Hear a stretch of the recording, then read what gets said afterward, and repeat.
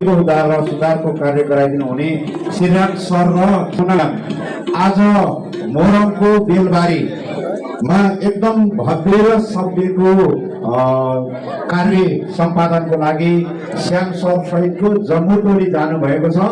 उहाँहरूलाई टाढैबाट र शोभायात्राको कामना सहित म नम्र निवेदन टक्राउन चाहन्छु। त्यसमा पनि ईश्वरको हरिपूर्ण आशीष बसिरहेको छ।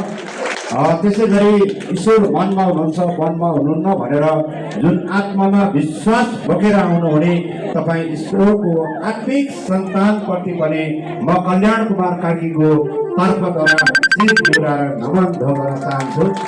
त्यसै गरी आज शनिबारको दिन मलाई र मेरो